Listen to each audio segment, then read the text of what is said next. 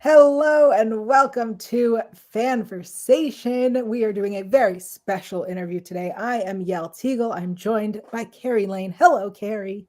What's up? How's it going? I'm so excited. As you know, I'm a big Astrid and Lilly fan. I have been championing the show since the announcement, and I'm so excited to talk about it and get a little bit more in depth, some behind the scenes info. How are you doing? How are you feeling? I'm excited about it as well. I feel this is such a fun, charming show, and it really kind of vibes with the style of a director that we'll be talking to. And spoilers, it's a director that we'll be talking to shortly. And it's going to be, I was going to say, are we allowed to say it? Yeah, we're getting there. We're Yes, getting there. We're getting go for so close. it. Before we say who we have today, I want to remind everybody Astrid and Lilly airs on Wednesdays on SYFY. You also catch up. We are 8 episodes in. There, I believe, only 2 more. And we're like getting to it. We are getting to the finale. So make sure you've caught up on Astrid and Lilly Save the World on Wednesdays on SYFY. So now I think it's time. I Tell think us, it's Kari, time. who we got. Yes, we have writer, director, producer Danishka Esterhazy. And for these episodes, 7 and 8, she's the director. And yay, thank you so much for being here. Happy to be here. Yes. Oh And my goodness. I was going to say Vibe for people who aren't familiar with her work. She's also a part of Vagrant Queen, Surreal Estate. So very fun and unique shows. And thank you so much for being here. Thanks. Yeah. Love talking about Astrid and Lilly. Yes. Yeah. I want to talk a little bit about your background before we talk more specific, because the shows that were just named are all very, very sci-fi, very, I would say, leaning towards horror. Although I don't know that Vagrant Queen was that horror-y. But and you've also I did have some directed. zombies in Vagrant Queen. That was fun. One of my episodes. We got to bring a little bit of horror. Yeah, that's like your jam, right? Horror is where you thrive. Yeah, I love horror. I'm always looking for opportunities to bring some scares and to bring some thrills and edge of your seat type sequences. So yeah, I was very lucky to have some great monsters in my episodes of Astrid and Lilly. Can you tell us about your background with horror? Is this like lifelong dream to direct horror? Yeah, I've been a big fan of horror since I was a kid. Uh, lots of ghost stories at home, lots of slumber parties with horror movies, and it's just been something I've been really passionate about for a long time. And I've been lucky to have a chance to do a few horror films, straight up horror films, like the Banana Splits movie and Slumber Party Massacre, and then also to have films that have had elements of horror, like my film Level 16, which I wrote and directed, and also some of the episodic television I've had has had great horror sequences as well. Which also, I was going to say, a quick plug for Fanversation interview with you. Go check it out. We have an interview with Danishka talking about Slumber Party Massacre, which is also such a fun, awesome movie. Thanks. Yeah, it's a lot of fun to make. Well, let's talk very specifically about these Astrid and Lilly episodes. I noticed that the show tends to lean a lot towards practical effects versus like visual effects. How much input do you have in what kind of effects that you use, and what is the decision making process in that? Right. Well, I was lucky, on this show, I'm the producing director, so I came in really early. I read the pilot script probably a year before we were greenlit, and I came in like the very first day of pre-production when we went out to Newfoundland to set up to prepare this film. So, I had some strong opinions about practical effects. I love practical effects and I love doing in-camera effects. And it's funny, I think I was prepared for a really aggressive, pitch to the showrunners about why we should use more practical effects. But, we sat down to talk about it and they already completely agreed. So we were really in sync on that one, which was great. So yeah, we brought in a wonderful prosthetics team from Toronto. We brought in a great special effects team from St. John's, Newfoundland. And we truly tried to design our monsters so that we didn't have to have people running around in mocap suits and green screen everywhere. We obviously did some green screen and some digital effects, but we tried to do as many kind of old school practical horror effects as we could. Yeah. Were there any particular shows you provided as examples of what your style was? Like, you're saying having to pitch it, did you have to have kind of a lookbook of like, we're referencing these kind of films and movies? Because sometimes you're like, here, this is what we're going to do.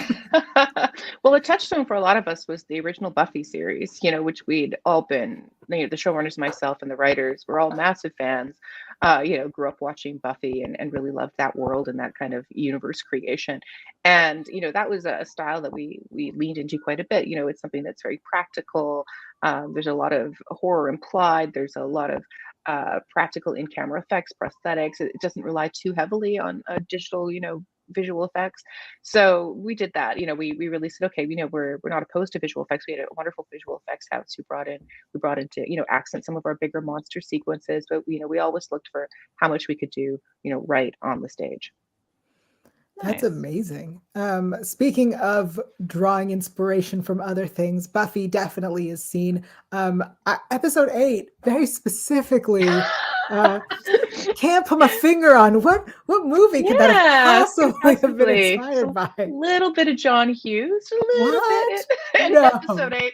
I was great. I was so thrilled when I got the script for 108 because I knew it was going to be a bottle episode, and I love doing contained episodes. I've done several contained features, and I've done a lot of contained television. So I was looking forward to that. I like the challenges of putting people in a small location for an episode. But then to find out it was a homage to The Breakfast Club made me so happy because it's, a film I grew up with that I love deeply. I've seen a zillion times. Those iconic characters, that whole examination of how we, classify ourselves into subcultures and cliques in high school, and how, that identity can be both empowering, but also, really disempowering, the barriers it can place between people who just want to connect. It was such a great place to start, and it's fun because it allowed us to draw some of that iconography into some of our characters and find the parallels between some of our characters and John Hughes characters, but then also update it and take it farther. I was gonna say, speaking of like contained, how was it filming the scene where they're all in the hair cocoons? Because that definitely is like, I'm like, it makes you want to move because you're like, tell me everything about a lot of planning. These cocoons. Yeah, so our monster, Wet Child, as we called her, she's like part spider, right? She captures you with her long tresses, and then she wraps you in a hair cocoon that slowly dissolves your skin. So the big climactic part of 108 is, all of our main characters in this boiler room in the school, trapped in these hair cocoons. So, I knew really early on that the cocoons were going to be a thing. I mean, the actors were going to have to live in them for like 12 hours. So, because we were block shooting all those scenes together. So, working with our great SFX team in St. John's, and our production designer, Helen, who's amazing. We looked at a lot of different inspirations of, old horror movies that featured spiders, movies from the 50s and 60s, and how webs are portrayed. And of course we looked at a lot of Japanese horror, the whole Ringu series, and leaning into that kind of world of the Samara characters, and bringing in those kinds of traditional hair monsters and hair horror. And then we finally came up with this design that we have, which is these large sort of like butterfly cocoons that are hanging from the pipes in the boiler room. And our SFX department designed them using really, really basic DIY materials. They're constructed out of plastic plumbing pipe, black garbage bags, and fake hair. Lots and lots, it looks like. Lots and lots. I swear, it was funny. We were really lucky. We were shooting this episode in the month of October, so right around Halloween. So all the Halloween stores were open. So our team went to every Halloween store in Newfoundland and bought all the black hair. Like, if anybody wanted black hair for Halloween last year, sorry, because we bought it all. And then they were also on eBay and the internet, and like just buy every black wig they could get their hands on, because we just needed hundreds and hundreds of these black wigs to build the cocoons. So it's funny because at one point we were getting desperate. They were like, all of our suppliers are out, we can't get any more hair. And I was on the internet buying black hair. I still have a closet full of black hair because a lot of it arrived late. So I was like, what am I going to do with all these black hair horror wigs? I'll use them in something. So I still have quite a few of them that are left over. And then we knew, once we built them, we built a prototype early. And, I got into the prototype to check it out and see what it would be like for the actor, because they had to be standing on an apple box, so it looks like they're suspended, and it's quite containing. And we have to tie them up in the back of these cocoons with wires and stuff, and close the cocoon. And the first thing I noticed was they're quite smelly from all the black paint, Mhm. and they're really hot.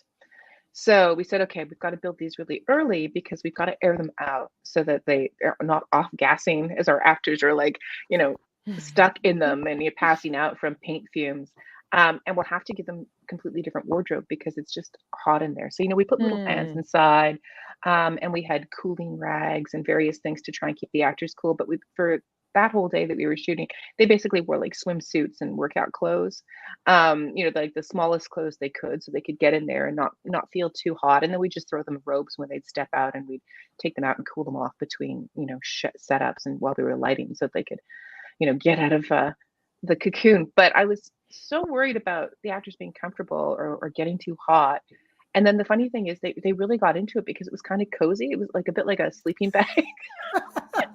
So a few of them, we'd yell cut, and I'd run over and be like, okay, do you want us to take you out? Do you want to cool off? And they're like, I'll just stay here. So a bunch of them practically napped in those cocoons because it was like the easiest, they're just like waiting for the next setup really comfortably. So it was actually quite fun. Wow. That is fascinating. I mean, I guess it's like, it's a warm embrace and you just get to stay all snuggled up in there. Sure. Like a weighted blanket, but standing up, So yeah, Sure. really it wasn't too bad. They were goofing around and jumping in and out of each other's cocoons. We had to size each cocoon, specifically to each actor. So their head was in the right spot and the height was right and everything. Wow. Speaking of complicated, technical things, can you tell us about I'm calling it the twisted hallway shots? Oh, yeah. I was like, wow, this is magical. Thank you. I love a rotating hallway shot. It's a classic tool in science fiction, but you also see it in horror occasionally. And I just think I love the kind of, discombobulation you can create from that kind of moving camera. And it's actually very simple. We had an amazing Steadicam operator.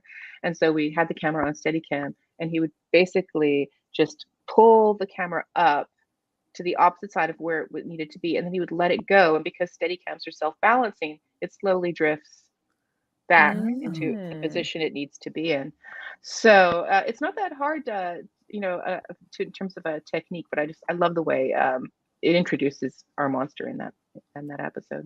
Yeah, I didn't realize how simple that was. I'm going to require that in everything I watch now. I'm like, it's real easy. I don't know why you're not like, why didn't you just rotate the Steadicam?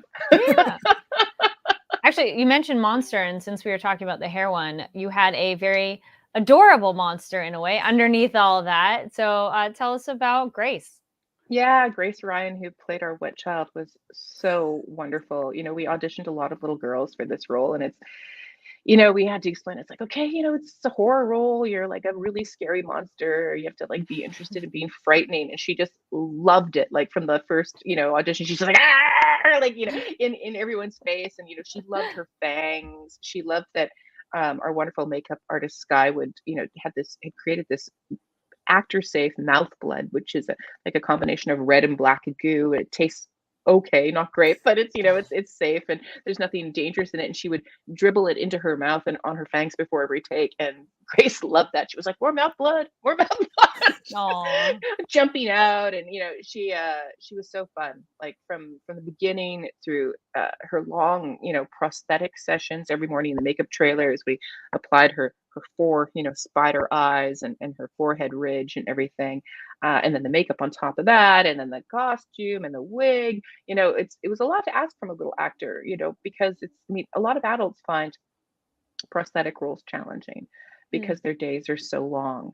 But of course, because she's a child actor, we only had her for a certain amount of hours during the day. So actually she spent way more time in the makeup trailer and getting ready than she did on set because it took so long to put the prosthetic and the wig and the makeup on. So she probably was in the trailer for 4 to 6 hours, and then she'd come and shoot for like an hour and we'd let her go. Oh, wow. So she had a lot of days on set because of those requirements. But yeah, she never lost her energy, and she was just a lot of fun. Yeah, she was terrifying. I was scared. I mean, I guess I'm usually scared of small children, but she was scared. She's a very Yeah, she scary loved to small child. slink around the hallways. She was just a total blast. Yeah. Was the monster written to be a child or just to convey that size a child was chosen? It was always meant to be a little girl, and funny. The character came out of an actual dream, a nightmare that one of the showrunners, Betsy Noel, their friend had a nightmare about this scary little girl with long wet hair. That she called Wet Child. And she told him about it one day. She was like, I had this incredibly terrifying dream, and there was this creepy little girl with this long wet hair. And they were like, we could use that. So they actually took it and put it into this episode, which I think is so funny and interesting because, it came from such a real place. And then Yeah. my contribution when I was designing, every time I get a script, I do like a pitch for the monster and how I think they should look and what tools we'll use to make them come to life. And so my contribution was the idea of the spider eyes because I really liked the idea of giving her sort of a more monstery face, with the fangs and everything. And so once that got approved, we went to our prosthetics designer, Chris Bridges, and he and Stephen Headley, our concept artist, came up with I think they gave us like 15 ways they could do spider eyes on a prosthetic application, and then we chose the one we liked best. And then that was it. Wet Child. Wow, what a fun merger. Yeah, I mean, that's the great thing about doing shows like this. It's such a collaboration. There's so many talented people involved, and there's just a lot of discussions, which is one of the reasons I like being a producing director because I come on really early. I get to meet the team, I get to help build the team, and then I'm there, sort of coordinating all these creative moments with all these artists through the whole season, and then it's just a lot of fun. And then also you have very interesting homework. What's it like now that like your job is, I have to go watch a bunch of horror movies for reference, that's my homework. I get paid for it. It's my job. It's a great job, and I'm well known, I think, in the show for putting together little clip reels of examples. So, for example, if we need a head to explode, I go and I make a clip reel of here's my 15 favorite head explosions. So, let's discuss them, and I'll set them to music. So I did a head explosion montage for the team that I set to a song by the Ya's called Heads Will Roll, and it was so perfect and made me really, really happy. And I was like, that is the best song for head explosions ever. Unfortunately, we didn't get to use that song on the show. but yeah, so I made reels of spider, horror movies, and reels of monster stunt effects, and every episode there was something to put together references and to get the team to discuss, because I find that not everybody comes to a show like this with a deep horror background or deep science fiction background. They might be fans, but they may not have had a lot of opportunities to work in this genre space. Like, we had such great directors on this season, but they had a wide variety of backgrounds. Some were chosen, like Audrey Cummings was chosen because she has a great horror background. But then, directors like Jordan Canning are chosen because they have a great comedy background. So it's like we're all coming with different skills and different experience, and then having these little montages to share and talk about in the office, and come up with our best visual reference is a really great shorthand. I would love to see all of these. And I know. I was like, are they available somewhere? Just at the end of every season. I have no copyright to any of these. I can't release them at all. Only you could put it on like your social media, just like a fan-made film. That's wow. That's amazing. A lot of them. I would love to see those. I'd watch it. Yeah. I want to change gears a little bit and talk about how, so in both episode 7 and 8, they were very romance heavy, especially in 7. And I want to talk a little bit about the sex episode. Yes, that's the one. Did you have intimacy coordinators or people on set for that? Absolutely. I love intimacy coordinators. It's funny, when I first started making movies, like with my first feature film, we had a scene of simulated sex, and at the time there were no intimacy coordinators. So, as a director, when you're trying to be responsible, you got to take on that role yourself.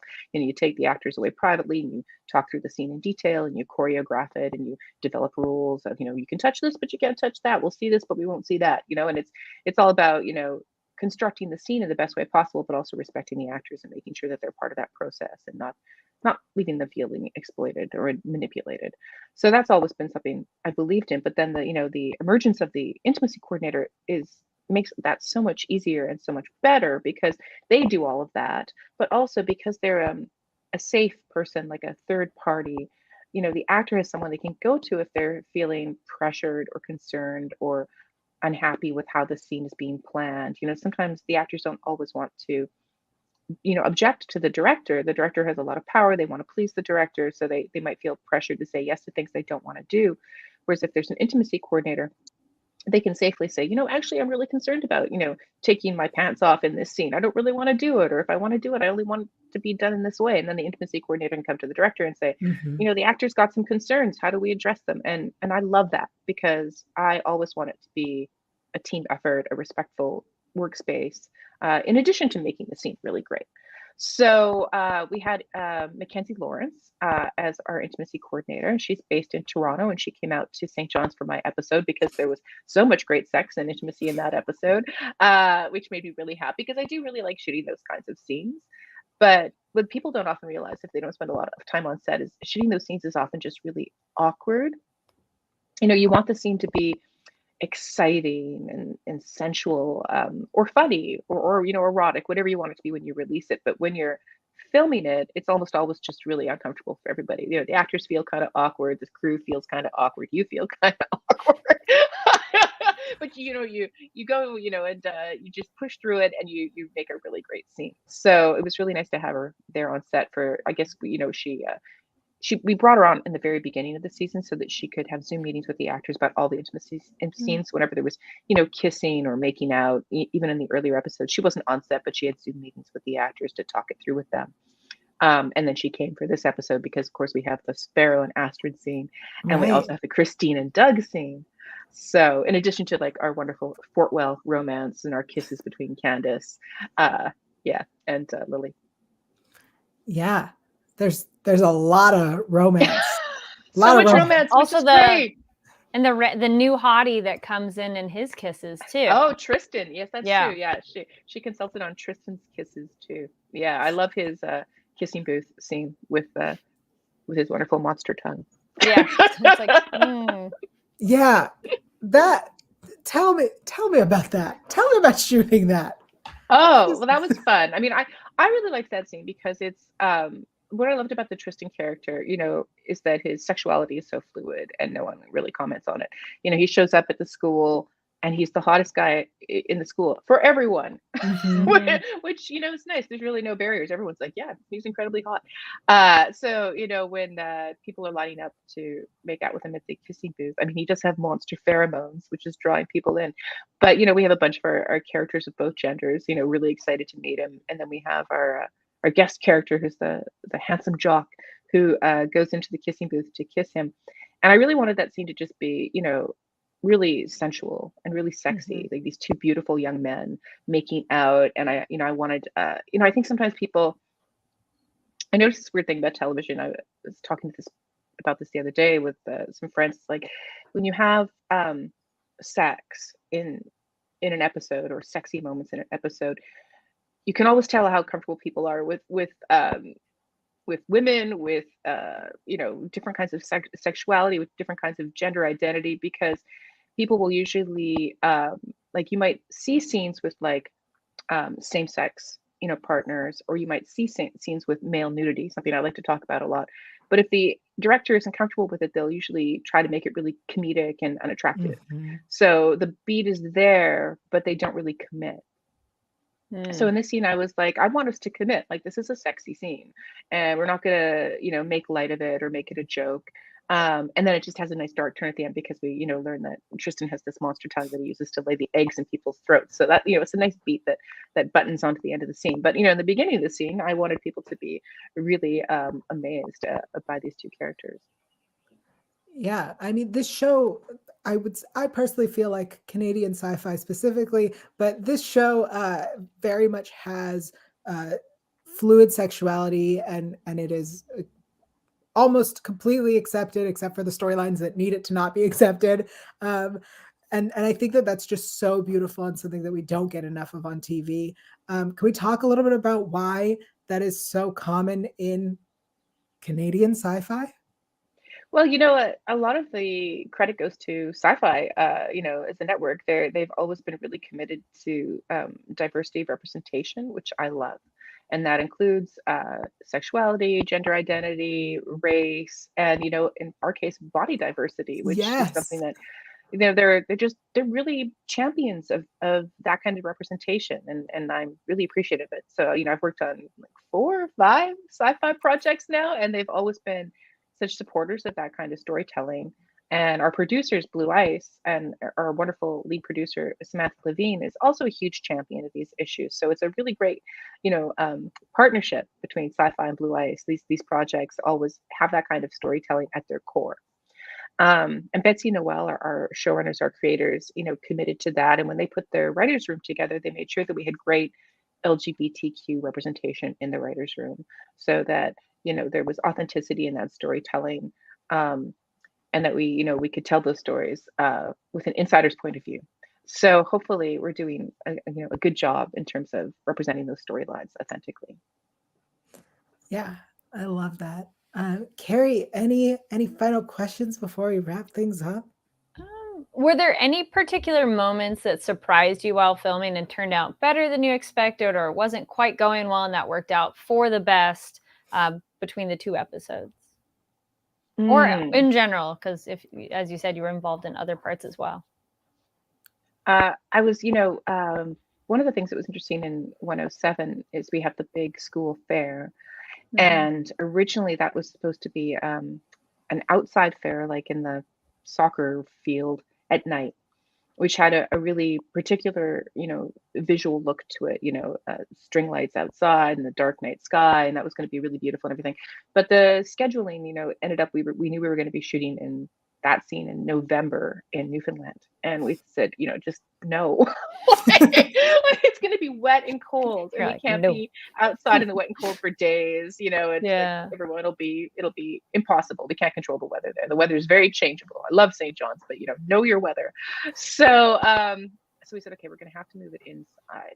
So we looked at a lot of locations. We were like, well, what if they'd rented an event hall, or what if they'd put it in a community space? So we looked at a lot of like non-school locations to see if we could find something really interesting. We just couldn't find anything that we thought brought extra visual appeal. So we said, okay, we're just going to put it in our school gymnasium, but we'll do our best to make it look really interesting. And luckily we have a super talented production designer, Helen Katsanis, who came in and designed it, and Ann Tipper, our cinematographer. She's wonderful with moody lighting. So those 2 ladies came and just knocked it out of the park. Like they made that space look romantic and intimate. It's just the school gymnasium, it's just an ugly space where you play basketball. But together they were able to bring the romance to that location. And it was such a relief when I first started walking through and saw it coming to life. I was like, okay, this is going to be just fine, because so much happens there. I mean, there's the scene where Lily comes out to Astrid about her sexuality, and it's such a beautiful, intimate moment, and you want that to feel special. You don't want it to just feel like it's in a brightly lit gymnasium. So I was really relieved that worked out. Yeah, I remember when watching it, I was like, oh, the fair is inside. And it like occurred to me that was something I've never seen a school fair in a gym, but it never like occurred to me. But that it I makes was like, sense, that must be a thing they do in Canada. Like, it's probably actually true. Yeah, if it's snowing outside or raining, it's like, of course you have it inside. And yeah, it looks so beautiful and warm, and like, it definitely came across as romantic and not a gym. It's like, oh, okay, I would go to that. That looks fun. Yeah, well, it made Anne me brought wonder on these why beautiful lights that she put up in the corners that were slow strobe lights that would like change color and pulse and so it was lovely because it wasn't like a party light. It was like oompa, oompa, oompa, but so it was kind of a sexy light, but also just something that made it feel otherworldly. Yeah, I hope more schools now do their fairs in the gym. I think like, do it in the gym. Don't have to account for weather ever. So that's right. Yeah. Amazing. You can always tell where we're shooting by, and what time of year it is, because like in Astrid Lilly, the first 2 blocks, there's quite a lot of outdoor stuff, we're at the soccer field and we're on the street and everything. And then as you get near the end of the episode, it's like, we're in the school. it got pretty cold near the end of our shoot. Makes sense. Mhm. Well, thank you so much for joining us. Let's make sure we tell always a everybody pleasure. again, Wednesdays on SYFY for Astrid and Lilly Save the World. But Danishka, is there anything else you want to make sure people check out? Any other things, your social media? Just want to remind people to come see the last 2 episodes. So starting tomorrow night's episode 9. Episode 9 and 10 are both directed by Jordan Canning, who's actually from Newfoundland. She's a great director, really, really talented, and her episodes are amazing. So I really want everyone to come and watch the end of the series. And we've been live tweeting. A lot of the writers have been live tweeting script excerpts, and directors have been tweeting behind the scenes photos. So find us on Twitter. I'm on Twitter as Esterhazy. But if you search the hashtag Astrid and Lilly, you'll see people Wednesday night sharing a lot of really fun behind the scenes information. It's very cool. Yes. I love the inside scoop, and it's such a benefit of technology when that you can do that, and then when the people involved with the show and that they share that information, because you don't have to. So it's great that you do. Yeah, it's really fun. I love sharing it with the fans and giving a little peek behind the curtain. That's one of the things I really like doing on set is like, you have to wait, but you're taking some really fun photos and making some really great saving some really great notes, and then you're storing them away until the premiere so that you can share them with everybody. Which go follow her, because she's posted really cool how a hair test went. Oh yeah, I love posting with previs my really bad storyboards, hashtag bad storyboards. And also some of my really DIY previs. It's important to sort of in some ways make people realize just how hands-on, how DIY a lot of this stuff is. Anybody can do it. It's an amazing, directing's amazing. So inspirational. I love that. Kari, where are you these days and on social and everything? Yes, I was like, there it is. You can find me online at Kari D. Lane, that's KARIDLANE. And here on Fanversation, every Monday night is nighttime at the Nerd Bar, where we talk about anime, geek news, nerd news. I talked about this show as well. So it's a little bit of everything. So come join us live Monday nights at 7:30. Perfect. I am Yael Tygiel. I'm everywhere at Yael Tygiel. That is YAELTYGIEL. You can find me on Fanversation talking about Law and Order SVU, the greatest show of all time. On our podcast, Law and Order S Review. You can also find me doing other things, and I can't say more than that. So check me out on the socials, and I'll tell you when I can announce stuff. Thank you again, Danishka, for being here. We love chatting with you. Everybody, check out Astrid and Lilly Wednesdays on SYFY. Bye. Thank you.